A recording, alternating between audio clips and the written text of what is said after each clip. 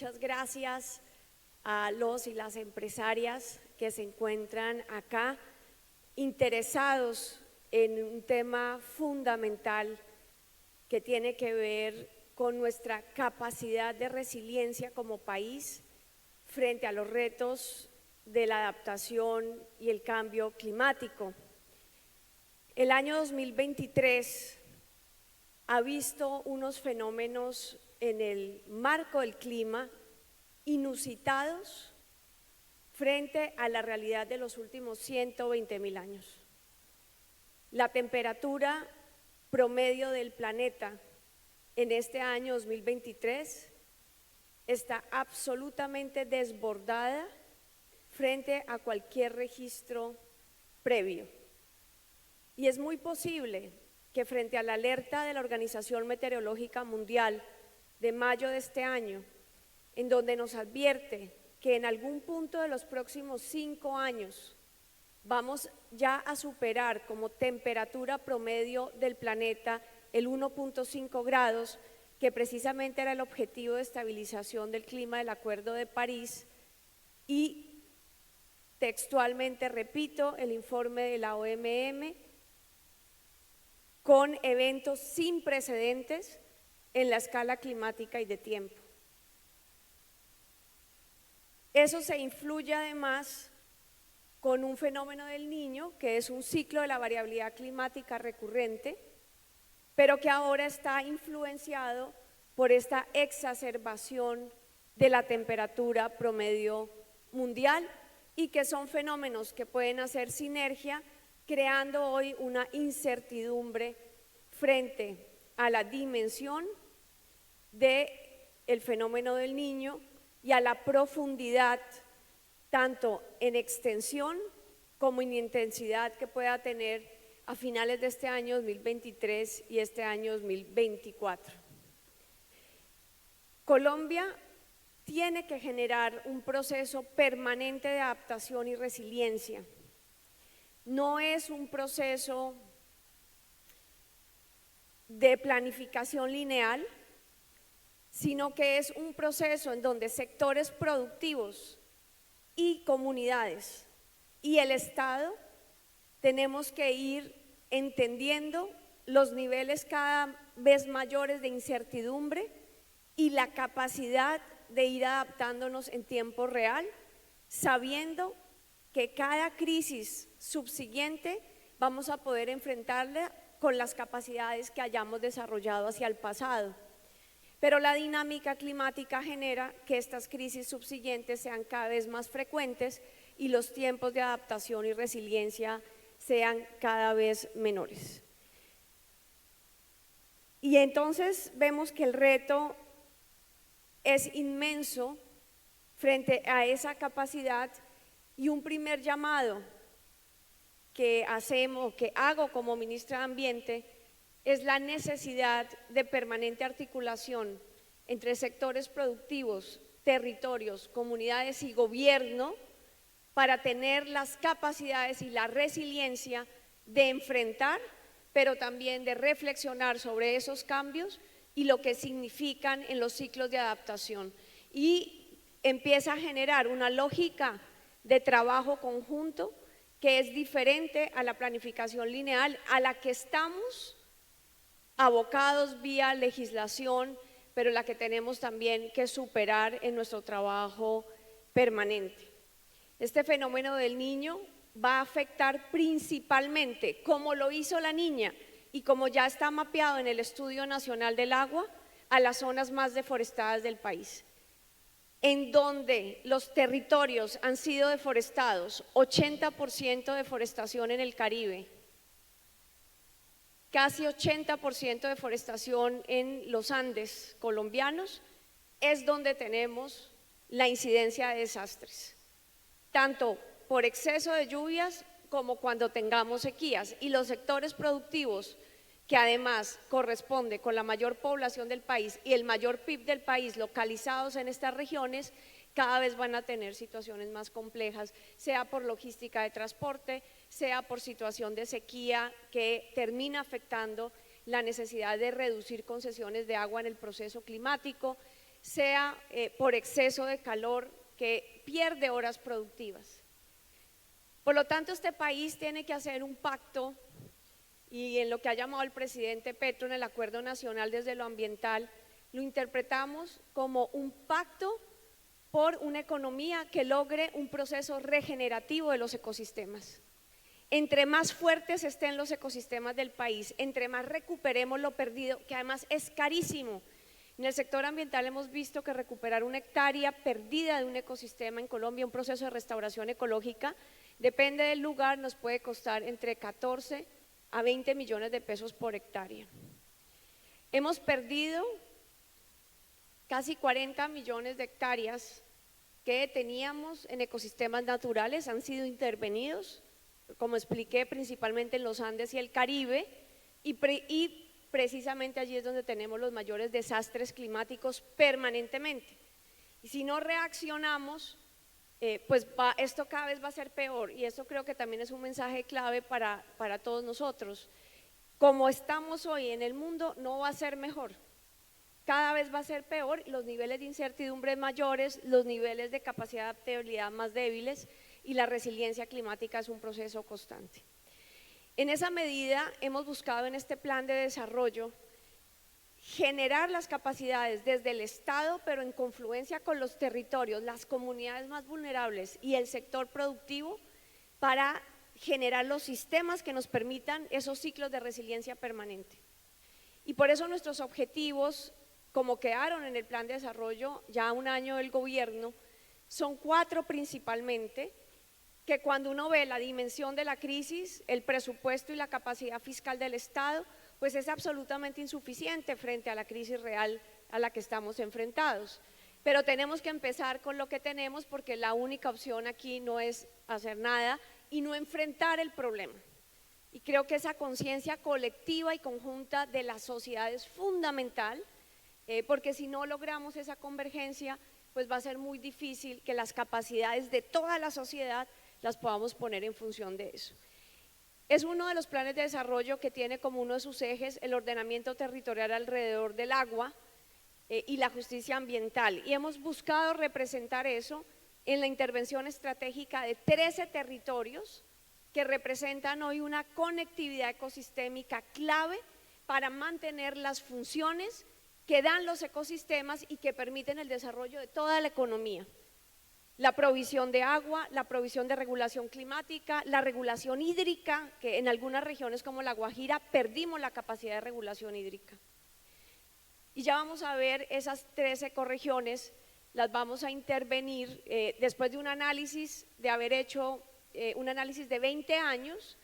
de la inversión en restauración ecológica en el país, y encontrar con análisis de imágenes satelitales que solo el 10% de esas inversiones mantuvieron la cobertura vegetal 20 años después. Significa que la plata de la restauración ecológica se está yendo un poco hacia la caneca de la basura, porque no está generando la consolidación de procesos ecosistémicos que el sector ambiental y toda la sociedad podamos decir, esas inversiones nos están mejorando funciones claves para que funcione la sociedad y la economía misma.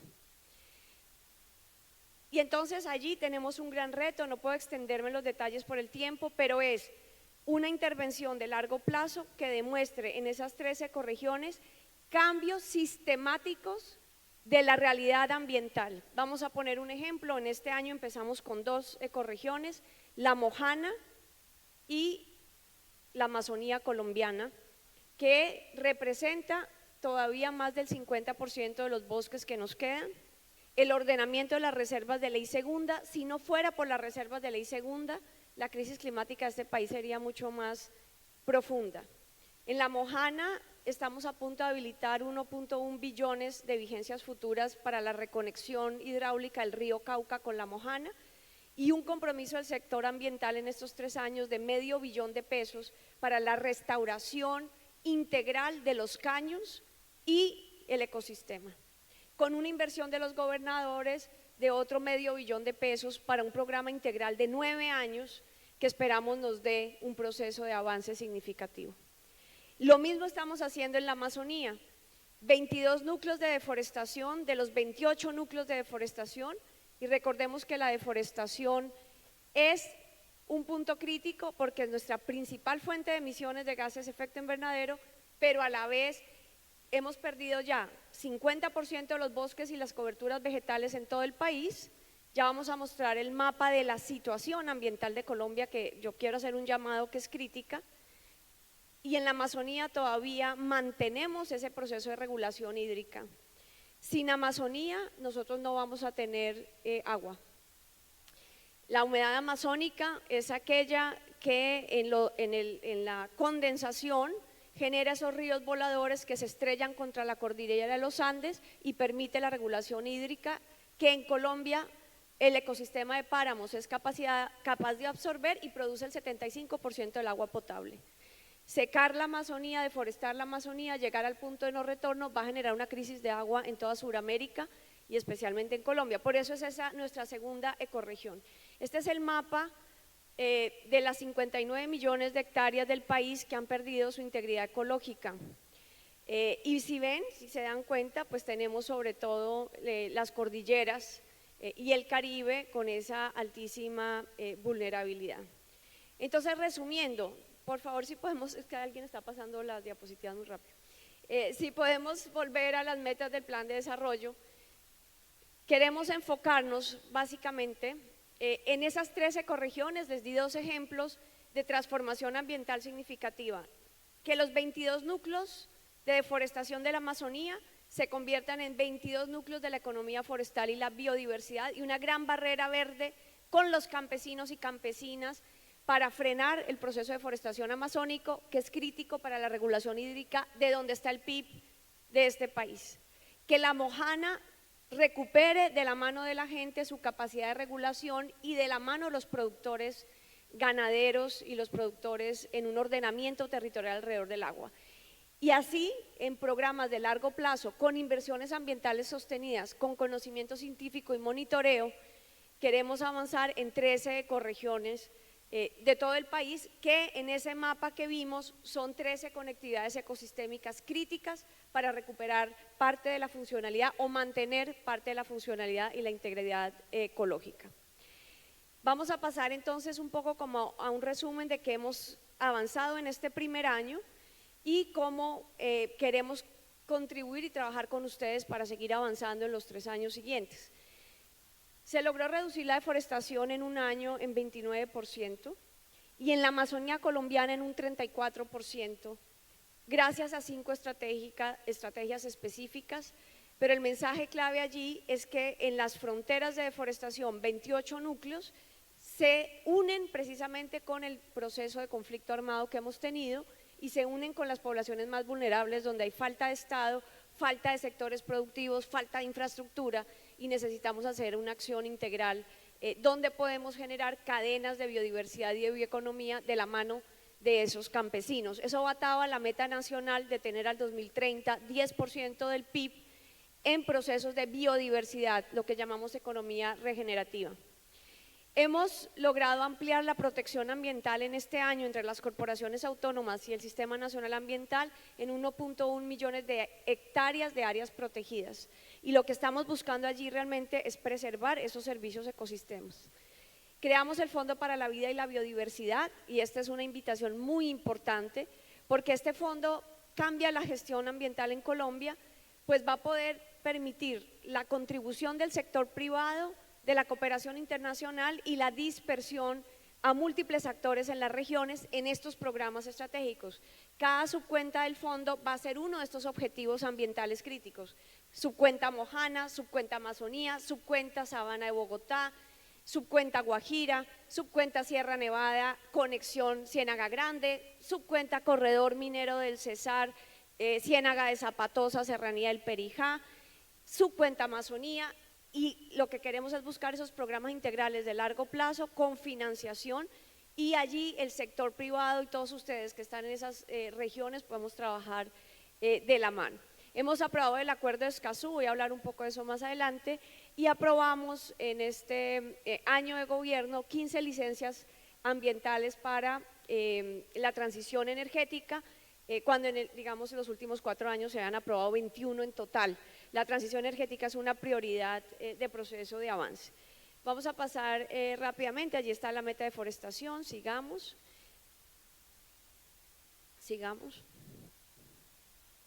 Y en el proceso de restauración ecológica, donde yo creo que podemos hacer una convergencia fundamental, tenemos una meta de restaurar tanto en las ecorregiones, pero también en territorios indígenas, pero también con la sinergia de las compensaciones ambientales del licenciamiento ambiental, pero también con un pacto ganadero de reconversión productiva y un pacto con los sectores de la palma y otros sectores productivos, el aumento de las hectáreas de restauración ecológica. La meta del país era 1 millón de hectáreas al año 2030, hemos acelerado el ritmo para lograr 753.000 hectáreas al año 2026. Y esto parece mucho porque en capacidad institucional, por los costos, lo que les digo, cada hectárea es entre 14 y 20 millones de pesos, pero por eso la sinergia con ustedes es fundamental, pero no es como montar el sistema a una escala mejor, pero nosotros realmente hemos perdido ya la integridad ecológica de 59 millones de hectáreas. Entonces aquí estamos tratando como de coser ecosistémicamente un poco lo que se ha perdido para que la funcionalidad ecológica no sea peor y los impactos económicos de esto pues no vayan en disminución. Y allí estamos trabajando, hemos trabajado todo este año con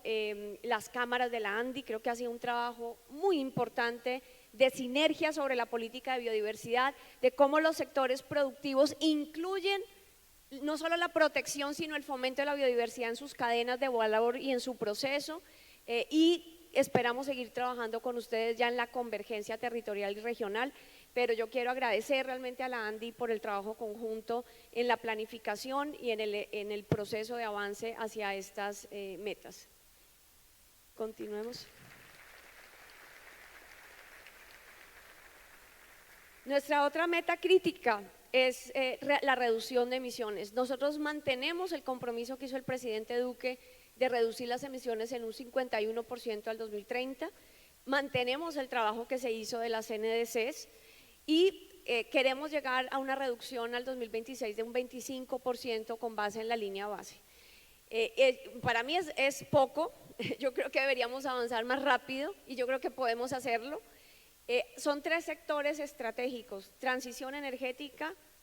frontera agrícola y reconversión productiva de por lo menos 1 millón de hectáreas de agricultura a agricultura baja en carbono, y la transformación del transporte en el país. ¿Qué queremos proponerles acá? Necesitamos construir un portafolio de inversiones del país,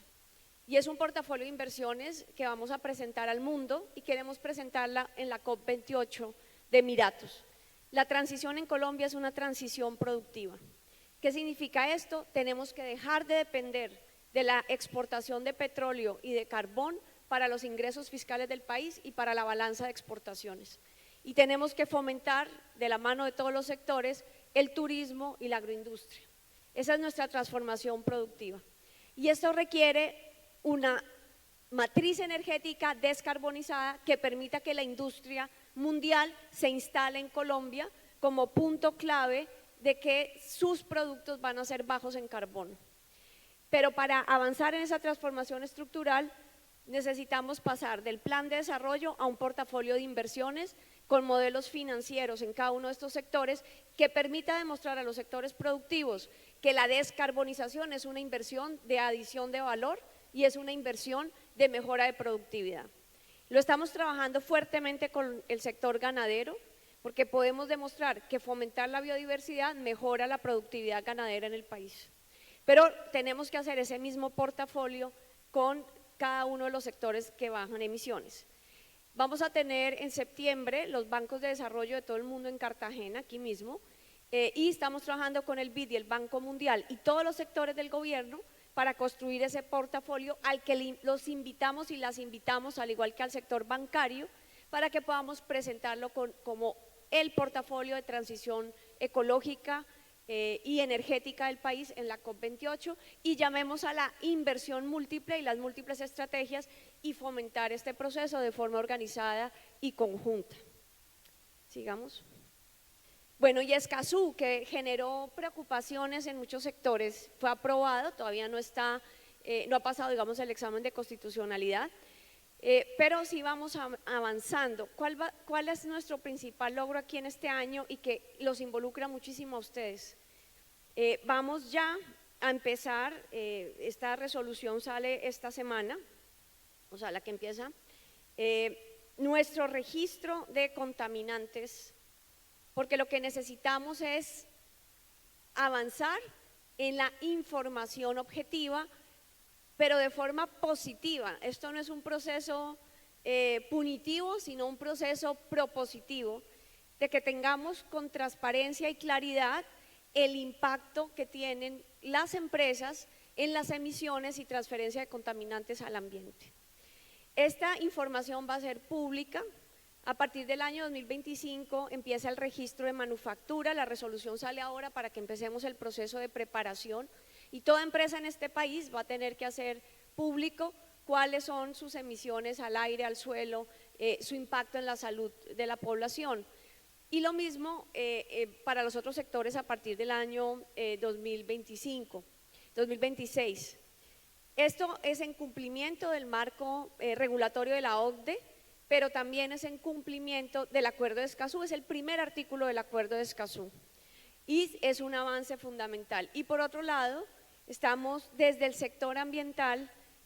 incentivando 400 veedurías ciudadanas para hacerle seguimiento a proyectos de control social. Hemos otorgado los incentivos a las primeras 80 veedurías ciudadanas y ustedes no se imaginan el interés ciudadano por entender no solo los impactos, sino la inversión pública de lo ambiental, y lo estamos haciendo en estas ecorregiones. En este momento hemos entregado 10 aquí en Cartagena que van a mirar la contaminación de la bahía de Cartagena, les estamos entregando 10 millones a cada veeduría para que hagan su proceso de control social, capacitándolos en control social, porque yo creo que un trabajo muy articulado de seguimiento conjunto nos va a generar tanto a las instituciones, a los sectores productivos, a todos los responsables, una mayor movilización de cambio. Termino porque ya el tiempo, digamos, avanzó. Ha habido tal vez como una incertidumbre o una sensación de incertidumbre de la agenda regulatoria ambiental y queremos hacer frente a ustedes muy transparente cuál es la agenda regulatoria prioritaria del sector ambiental y también decirles que tenemos un gran compromiso de consulta. Todos estos procesos los ponemos en consulta pública, recibimos los comentarios. Por ejemplo, tenemos en este momento un decreto que se puso a consulta pública en cumplimiento de la sentencia de Ventanilla Minera del Consejo de Estado, en donde avanzamos en el desarrollo de reservas ambientales temporales. Hemos recibido 400 comentarios. Como estamos examinando esos comentarios y previo a expedir el decreto, vamos a generar un encuentro, tanto el ministro de Minas y Energía como yo, con todo el sector regulado de la minería, para explicar exactamente, evaluar los comentarios, escuchar la retroalimentación y buscar los caminos de consenso que nos permitan avanzar en el ordenamiento territorial alrededor del agua y generar seguridad jurídica. ¿Qué es generar seguridad jurídica? También es cumplir el ordenamiento jurídico del país, incluyendo las sentencias de los jueces que reflexionábamos la semana pasada en la Corte Constitucional. Todo lo ambiental se ha judicializado. Lo ambiental, hoy tenemos, por ejemplo, 140 sentencias que tenemos que cumplir de las altas cortes en el sector ambiental. Pero para resumirles, y con esto termino, nuestra agenda prioritaria normativa incluye regulación de aquí al 31 de diciembre de 4 artículos claves del plan de desarrollo, las concesiones forestales campesinas, la tasa retributiva para los municipios de categoría 6, 4 y 5, el registro nacional del RENARE, en donde viene una regulación importante del mercado de carbono, que también nos interesa mucho trabajarlo de la mano de ustedes, y todo el proceso de los consejos territoriales del agua. Tenemos también las medidas de emergencia de La Guajira, que ya se expidió el decreto y que expediremos un decreto ejecutivo para avanzar en el seguimiento y monitoreo del impacto del fenómeno del Niño en La Guajira sobre el agua. La ventanilla minera o el ordenamiento minero ambiental en cumplimiento de la sentencia del Consejo de Estado, que tiene órdenes muy precisas que tenemos que cumplir y que generará una agenda regulatoria, y va a venir en la discusión de la ley minera en el Congreso de la República, y este va a ser un proceso, es un proceso de discusión estratégico que queremos hacer también de la mano del sector. La regulación sobre plásticos de un solo uso, en cumplimiento de la ley, vienen dos resoluciones claves del reglamento técnico, el pacto por el plástico que esperamos firmar con todos los sectores muy pronto, el mercado de carbono que ya lo mencioné, la transición energética. Allí esperamos sacar unos decretos y presentar un proyecto de ley para facilitar el proceso regulatorio y licenciamiento de transición energética. ¿Qué significa esto? Que podamos ser mucho más expeditos. Aquí con el director de la ANLA estamos buscando reducir en transición energética el proceso de licenciamiento más o menos a la mitad del tiempo, pero en un proceso conjunto que cambia la lógica del licenciamiento ambiental. Por el tiempo hablaremos de eso más en las bilaterales y más adelante en el trabajo que ya hemos venido haciendo con la Cámara de Energía Renovable, con la que hemos estado trabajando muy de la mano para esa regulación, toda la ruta del acuerdo de Escazú y la reforma del Sistema Nacional Ambiental en los 30 años que se cumplen este año 1990, de la Ley 99 de 1993, cumplimos 30 años y creo que es hora de hacer una evaluación si el Sistema Nacional Ambiental tiene la dimensión para el reto de la crisis climática. Reiterarles nuestro compromiso, nuestro ministerio y nuestro sector es un sector de puertas abiertas, siempre bienvenidos y bienvenidas para todas las discusiones que tengamos que hacer, y agradecerles realmente por este trabajo conjunto de este primer año de gobierno. Colombia, potencia de la vida.